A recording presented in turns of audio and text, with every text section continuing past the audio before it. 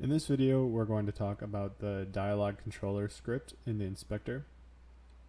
This script controls the dialog, and it controls the dialog boxes that you use to write your text to the screen. In getting started, we talked about the box images and talked about getting the containers ready. So the box images are the image for the dialog box here, and the image for the box that holds the speaker name here. And you can just put whatever you want in each of those, and in the containers you can choose default, intense, or sad. I might rename those, and you can rename those too. The trigger assets, basically when you're in your dialog chains, you'll be able to create triggers that you can set to true or false, and you can check whether they're true or false within your chains. And all those triggers, once you create them, will appear here in this fold out menu.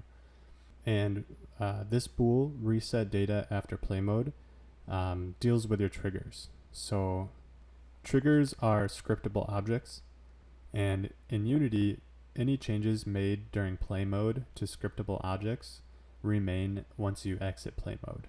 And that can be annoying when you're dealing with triggers. And so what I've done is I've created a script called save chain data. And this script is used to save and load the states of your triggers.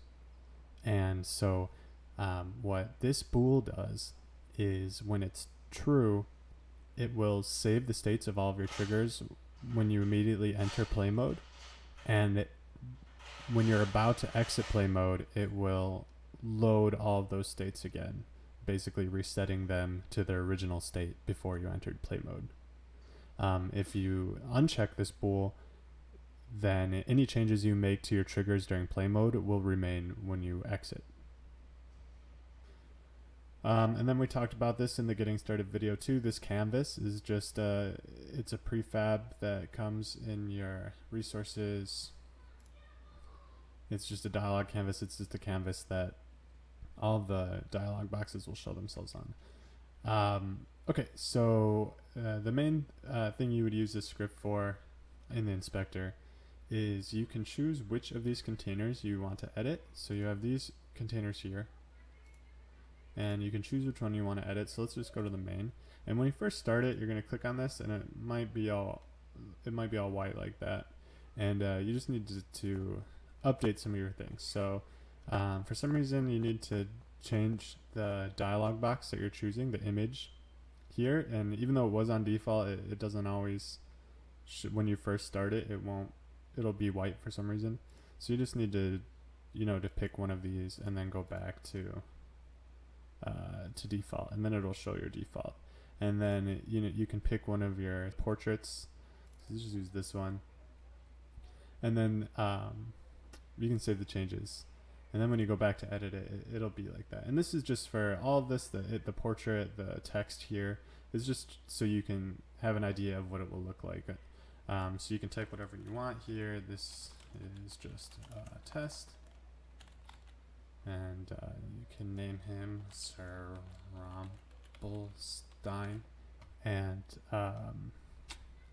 when you save it, you go back to edit it, it'll still look like that, but it doesn't mean none of that will show when you're actually running your own dialogue.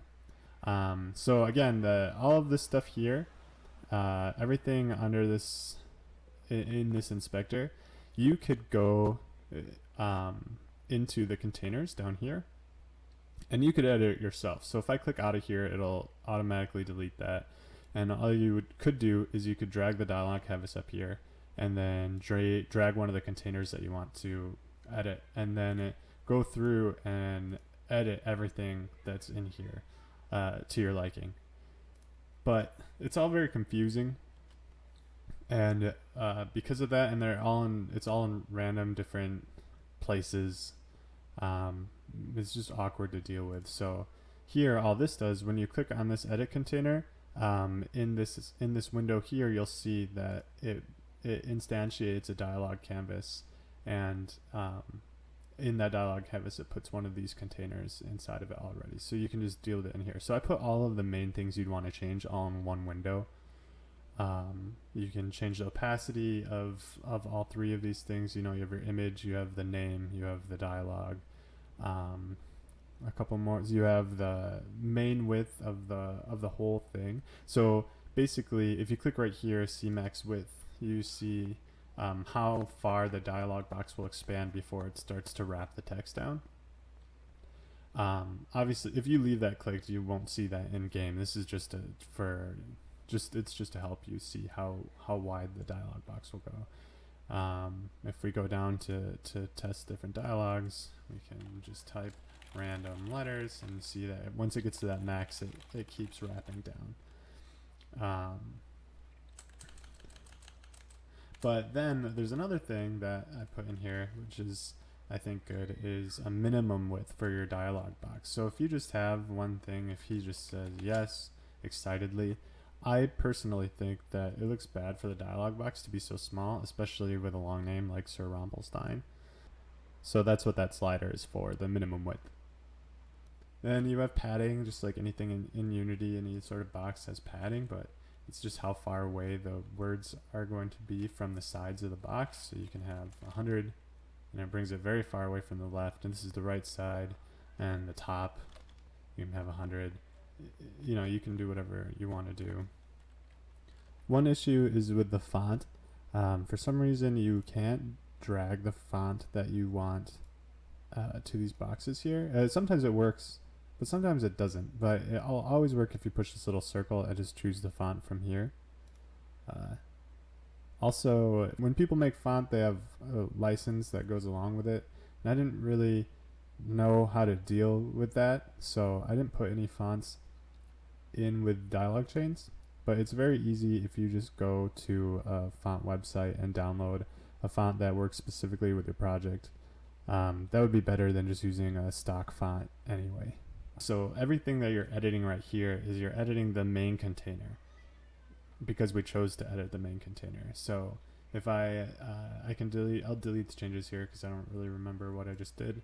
Now you go to, I've made one called game text, and you go to here and edit that, and it's in a completely different position. And mainly what I made game text for is if you're not going to have an image and you're not going to have a dialogue name, and you just want the game to tell you like you received an item or something like that, it'll put it up there. And this game text one is anchored to the center, and so as you type things, it will expand from the center like that. The input containers are both for when you have user input, just when you ask the player a question and they have a decision to make. And so for inputs, you can add test buttons here, and it shows you, what it will look like if you have 4 buttons that they can pick from. This here is the font color, the normal text color, and then the highlighted text color is when you're in game, when you highlight your mouse over that input button, it'll change to that color. But this is the purpose of the containers. The purpose of the containers is so you can customize it to how you like it, and then within dialog chains you pick which container you want to use. Each of these have an enum associated with them. So containers has an enum called container type with main, center, game text, input, and input expand up. Box images has an enum associated with just these 3. If you go to your dialog chain preferences, all the way at the bottom is where the enums are. So you have your container type here, and you have your box images here. And what you can do is you can change that. So I just randomly set intense and sad, but you can change it to green and brown. Oops. And then say you want to add another one called blue. And you don't have to tell it what number it equals. I just put that because if you're going to start making a bunch of chains and then halfway through your game decide that you want to change these, the chains only remember what integer they're associated with. So if you want to add more or subtract more, and you don't want to mess up what integers you've already had in place. But anyway, so yeah, you could add whatever you want and then save that. Come back to your dialog controller, and you can see in your dialog controller the box images are we've added the blue one, we've changed the names of the others to green and brown, and these are still selected. These are still in the proper spot because we left the integers the same. If we wanted to change an order, you could do that, but if you put another enum before default, then that would become an index of 0, and then this image would be associated with that. So you just have to be careful with those index numbers. You can add as many of these as you want, and same for containers. If you don't like what I named these, or if you want fewer or more containers to choose from, you just have to go to your dialog chain preferences, and at the very bottom are these 3 enums, and you just add or you change the name here. And then in your dialog chains, you'll be able to choose from your customized list rather than the list that I just made for generic purposes. And that's it. That's everything that has to do with the dialog controller and the inspector. There's a few more things to get involved with the actual script of the dialog controller, but we'll save that for another time. So thanks for watching. Check out other videos, please, because I cannot feed myself if you don't.